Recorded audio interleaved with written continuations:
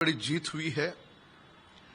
हमने पाकिस्तान को, चाहे आसमां हो या खुला मैदान हो या खेल का मैदान हो, हर जगह पे हमने पाकिस्तान को पछाड़ा है और इस बात से हर भारतीय खुश है, आनंद और हर्ष मना रहा है। पर कांग्रेस दल और विपक्ष के लोग, क्या कारण है उनको ये भारत की जीत मंजूर नहीं? राहुल गांधी का अब तक ट्वीट क्यों नहीं आया?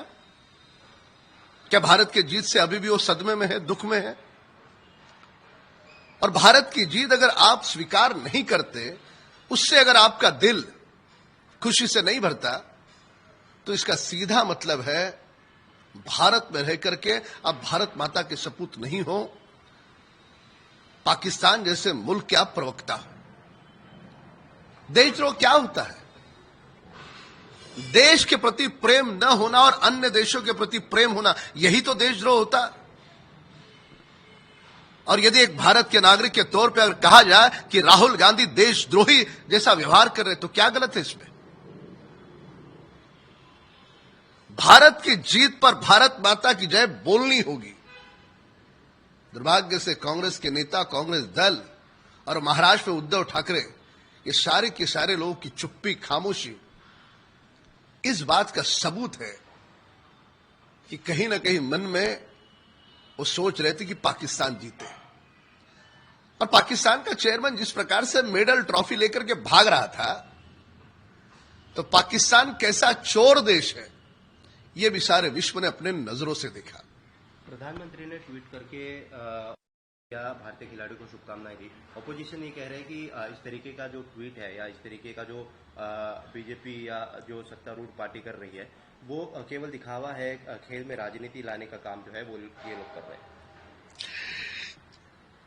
कोई भी खेल जब खेल के मैदान पे खेला जाता है और देश की टीम करके उसे रिप्रेजेंट करती है, तो खेल वो 11 लोग का खेल नहीं होता है। वो खेल 140 करोड़ लोगों की आन बान और शान के लिए खेला जाता है।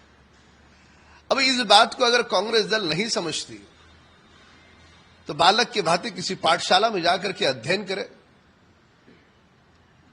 भारत की जीत पर केवल उन खिलाड़ियों के घर में फटाके नहीं फूटते, पूरे भारत में फटाके फूटते। क्या कारण है?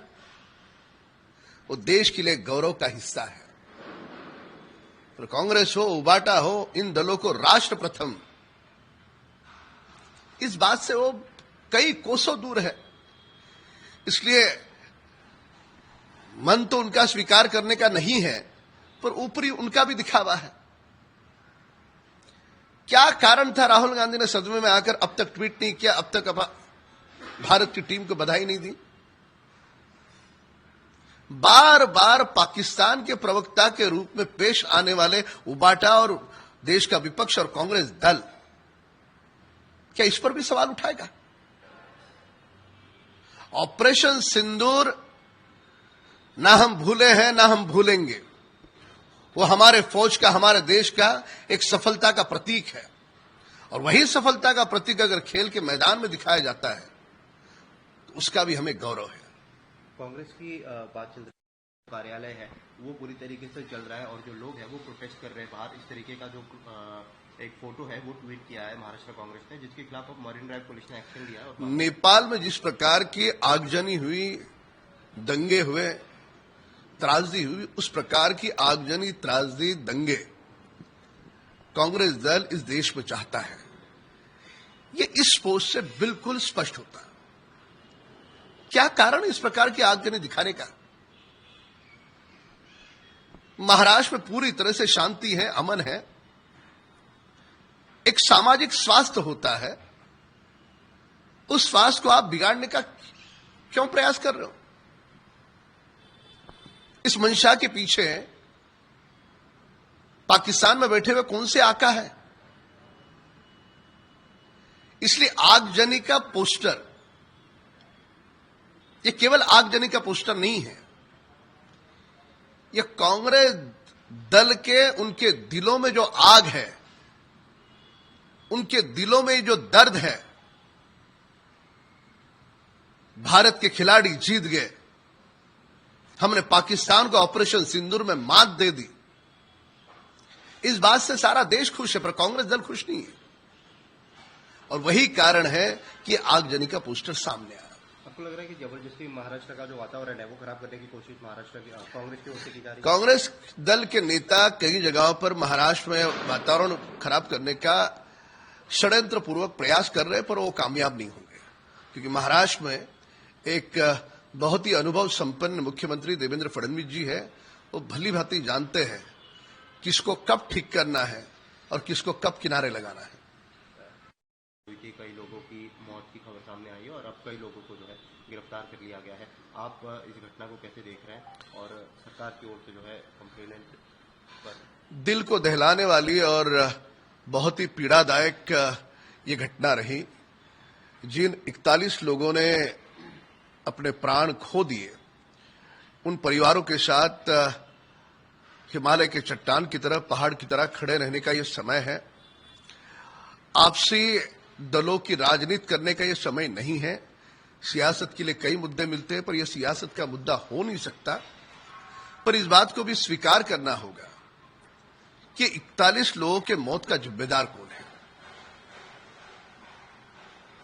और इसके पूर्व भी इस प्रकार की जब घटना घटी और अब भी जब घटी है, तो वहां की सरकार का काम है, कानून व्यवस्था का काम है, पारदर्शिता के साथ कौन नेता है, अभिनेता है, कौन छोटा है, कौन बड़ा है, ये कानून और संविधान नहीं देखता। संविधान न्याय की भाषा बोलता है। वही न्याय की भाषा की परिधि का अमल वहां की सरकार करे। महाराष्ट्र की राजनीति की बात करें, मोड़ पर आई, सरकार ने काम शुरू किया, लेकिन ऑपोजिशन जो है इसको लेकर लगातार आक्रामक है। ऑपोजिशन ये कह रहा है कि पहले पोस्टर चिपका के दिखावा किया गया, लोगों को मदद नहीं की गई। श्रीमान उद्धव ठाकरे जी जब मुख्यमंत्री थे, तब किसानों को मिलने कुछ मिनटों के लिए गए, वो भी मजबूरी करके। इस प्रकार की जब त्रासदी हुई थी, पता है आपको, नीचे रेड कारपेट बिछाया गया था। क्यों? वहां का कीचड़ उनके पांव को न लगे करके। और वो श्रीमान उद्धव ठाकरे हमें सिखाएंगे। अब तक उन्होंने अपने जेब का 1 रुपया नहीं दिया, ना अपनी दल की ओर से दिया। पूरी महाराष्ट्र की सरकार, दोनों उप मुख्यमंत्री, स्वयं मुख्यमंत्री किसानों को जाकर मिल रहे हैं, उनको उनके भोजन की व्यवस्था, उनकी सारी व्यवस्था कर रहे हैं। महाराष्ट्र की सरकार हर किसान के साथ मजबूती के साथ खड़ी थी, खड़ी है और रहेगी। एक भी किसान को हम अकेला नहीं छोड़ेंगे। इस त्रासदी में हम उनके साथ हैं।